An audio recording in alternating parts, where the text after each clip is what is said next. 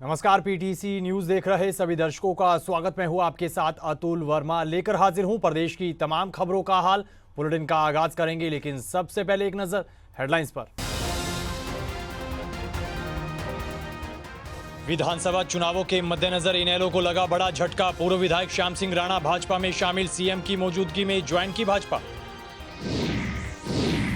फरीदाबाद के आईएमटी में एक निजी स्कूल वैन में आग लगने से मचा हड़कंप। बड़ा हादसा होने से टला, वैन में सवार स्कूली बच्चे बाल बाल बचे। रोहतक में बकाया मुआवजे की मांग को लेकर किसानों ने लघु सचिवालय के बाहर किया प्रदर्शन। साल 2022-23 में खराब हुई फसलों का मुआवजा देने की मांग। हिसार की ऑटो मार्केट में 11 दिन पहले हुई फायरिंग और फिरौती के मामले के विरोध में व्यापारियों ने बाजार बंद रखकर जताया विरोध, कार्रवाई की मांग। और भूपेंद्र सिंह हुड्डा के ओपीएस वाले बयान पर सिंचाई मंत्री अभय यादव का पलटवार, कहा पहले 9 मण तेल होने दीजिए फिर नाचेगी राधा।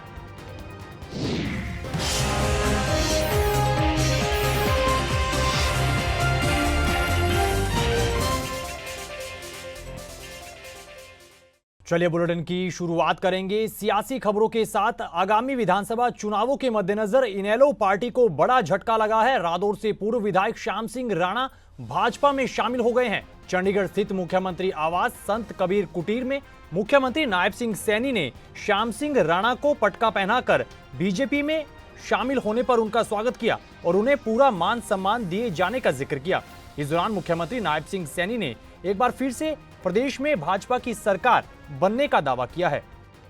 मेरे बहुत ही घनिष्ठ मित्र हैं,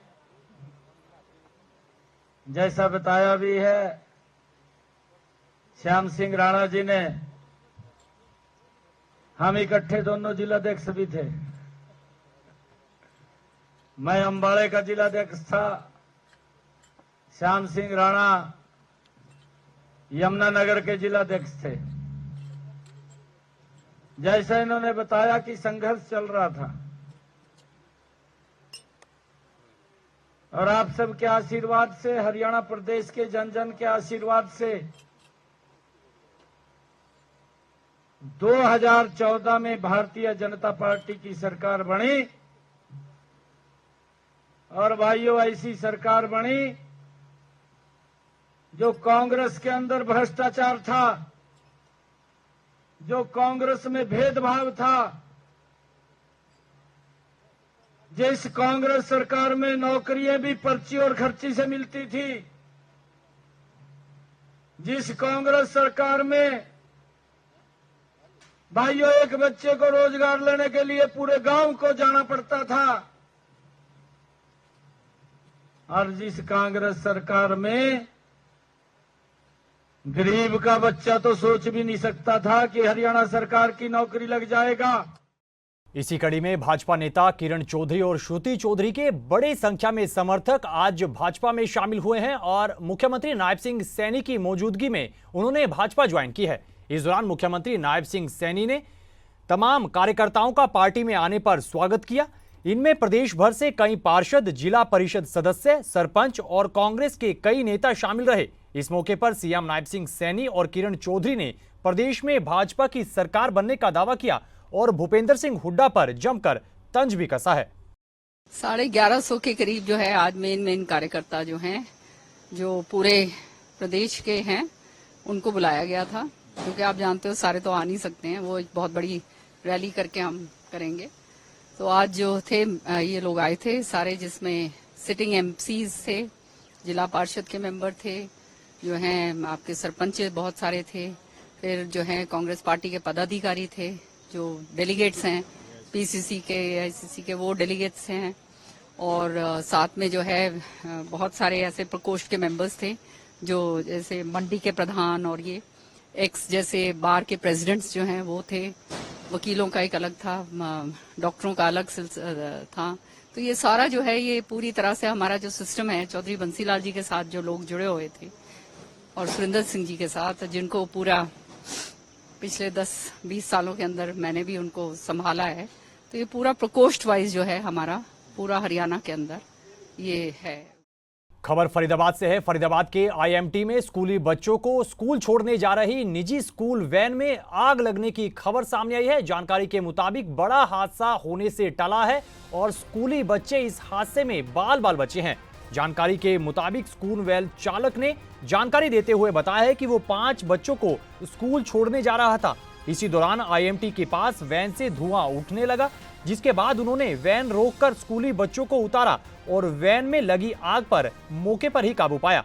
उन्होंने बताया कि शॉर्ट सर्किट के चलते वैन में आग लगी थी।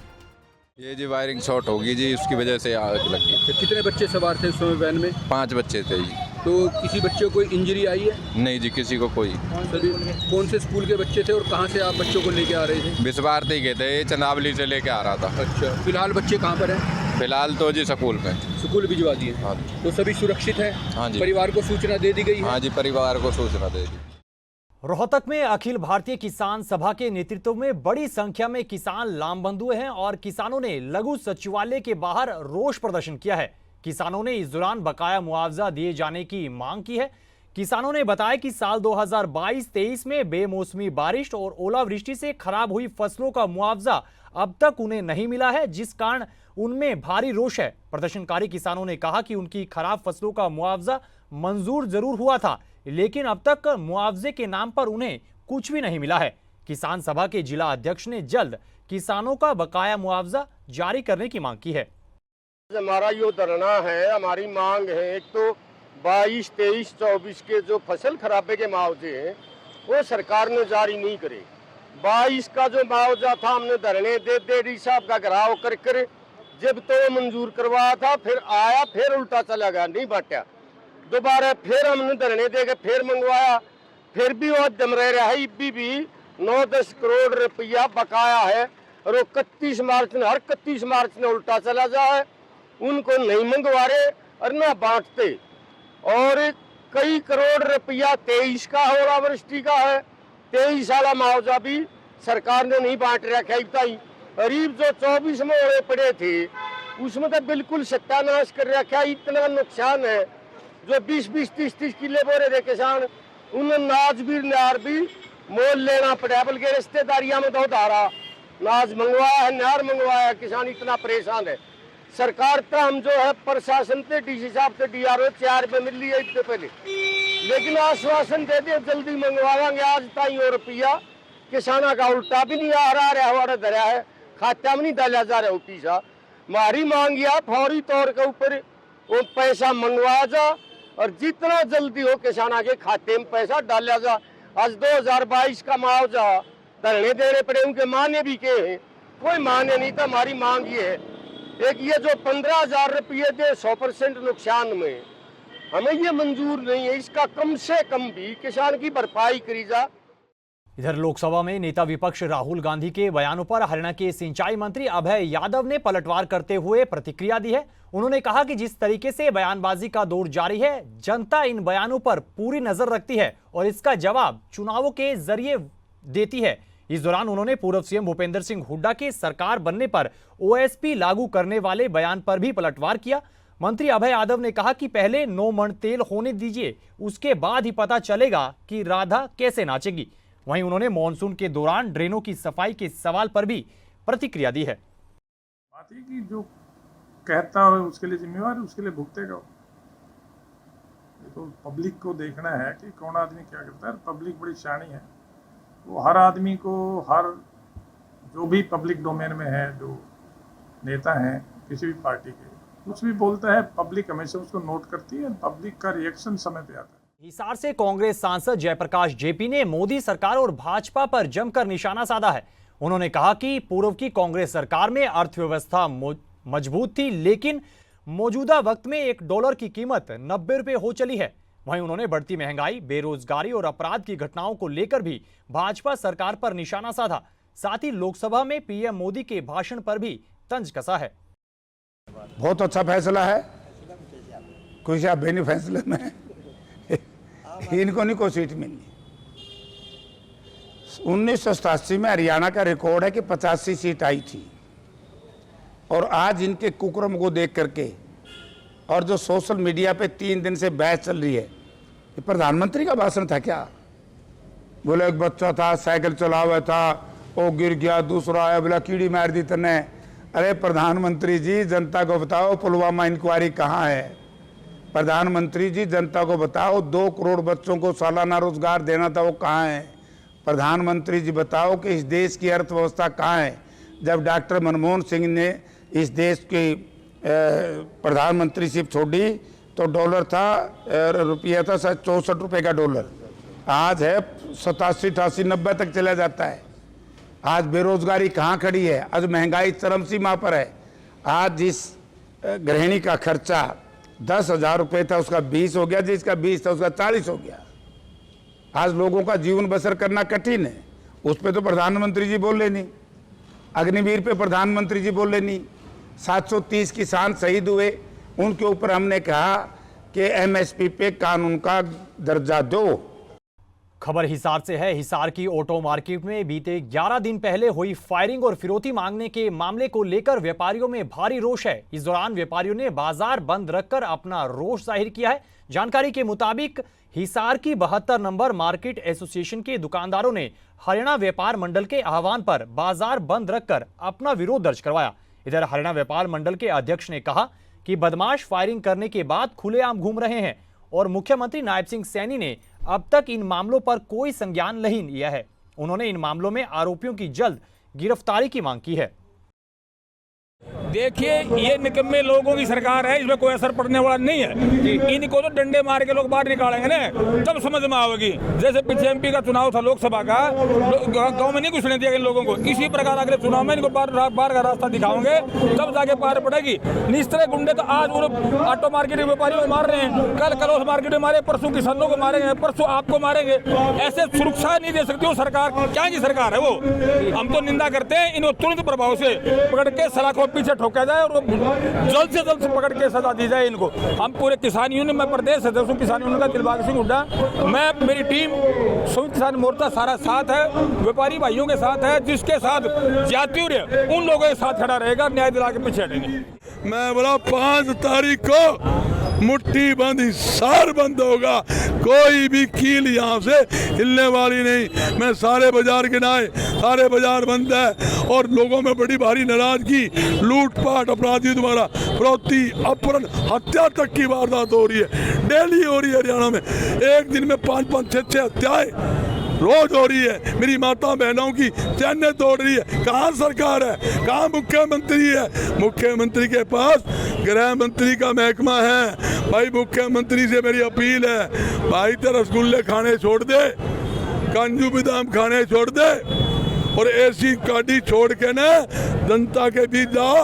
आज 12 दिन हो गए, बड़े शर्म से कहना पड़ता है, मुख्यमंत्री आज तक हाल चाल पूछ नहीं आया। गृह मंत्री आज तक नहीं आया। क्यों नहीं आया भाई? जब इलेक्शन थे तो गली गली पूछा करता, वोटड़ी दे दो, चाय पिला दो, धरती में बिठा लो, कोई गलती हो माफी दे दो, रोटड़ी खुआ दो, मैं तारा हूं तुम मेरे हो। आज ये दुश्मन नंगल आगे। इधर भिवानी में बड़े स्तर पर पानी के सैंपल फेल पाए गए हैं। स्वास्थ्य विभाग के सीएमओ ने जानकारी देते हुए बताया है कि साल 2022 से लेकर मई 2024 तक की जांच में करीब 24,353 पानी के सैंपल फेल पाए गए हैं। इतना ही नहीं, आरओ सप्लाई के सैंपल भी फेल मिले हैं। उन्होंने बताया कि इन सैंपल के फेल होने पर आरओ का पानी सप्लाई करने वाले सेंटर को नोटिस जारी कर दिया गया है। सीएमओ ने बताया कि विभाग की ओर से रोजाना 200 पानी के सैंपल लिए जाते हैं और फील्ड में स्वास्थ्य विभाग की करीब 138 टीमें लगाई गई हैं। पानी की व्यवस्था बहुत ही खराब है, सरकार को इस पर ध्यान देना चाहिए। न ही जमीन का पानी बचा है, न ही नहरों में पानी आता है, इससे स्वास्थ्य खराब हो रहा है। इसको विशेषकर ध्यान देना चाहिए सरकार को इस पानी के ऊपर, जो कि न ही जमीन का पानी बचा हुआ और न पीने का पानी भिवानी में तो है ही नहीं। जमीन का पानी खारा है, खत्म हो चुका है और नहरी पानी आ नहीं रहा, सप्लाई का पानी आ नहीं रहा। तो ये एक जनता के लिए मूलभूत जरूरी सुविधा है और इसी को कोई भी सरकार अब तक देने में विफल रही है। अगली खबर धर्मनगरी कुरुक्षेत्र से है। धर्मनगरी कुरुक्षेत्र में जगह जगह पर ओवरसाइज के होल्डिंग्स लगाकर नियमों का भारी उल्लंघन किया जा रहा है और शहर की सुंदरता भी बिगाड़ी जा रही है। जानकारी के मुताबिक हर महीने सरकारी खजाने को भी चूना लगाया जा रहा है। स्थानीय लोगों के मुताबिक जगह जगह लगे बड़े होल्डिंग्स हादसों को भी न्योता दे रहे हैं। उन्होंने कहा कि ऐसे बहुत से होर्डिंग्स सरकार द्वारा तय जगहों पर और अन्य जगहों पर ही लगाए जाने चाहिए। ऐसे में लोगों ने प्रशासन से इस ओर ध्यान देने की मांग की है। तूफान से ज़्यादा तो ये डिस्ट्रैक्शन का कारण है। आंधी तूफान तो जो बाद की बात है, सबसे पहले तो ये डिस्ट्रैक्शन का कारण है। जब आप गाड़ी चला रहे हो और आपकी नज़र इधर उधर पड़ती है तो वो आपको डिस्ट्रैक्ट करता है। आपको ये होता है कि आप 2 मिनट उसको देखते रहो और इतने में सामने एक्सीडेंट हो सकता है। और दूसरी बात, जब भी आंधी तूफान आता है, बारिश होती है, तो उसका गिरने का बहुत ज़्यादा खतरा रहता है, जिससे आम जन जो आसपास से गुजर रहे हैं उनको बहुत भारी दिक्कत का सामना करना पड़ सकता है। अभी कुछ ही टाइम पहले महाराष्ट्र में भी ऐसा ही एक होर्डिंग गिरा था जिससे काफ़ी लोगों की जान। तो इस खबर के साथ फिलहाल इस बुलेटिन में इतना ही, लेकिन पीटीसी न्यूज़ पर खबरों का सिलसिला बदस्तूर जारी है। आप बने रहिए पीटीसी न्यूज़ के साथ। फिलहाल के लिए दीजिए इजाज़त। नमस्कार।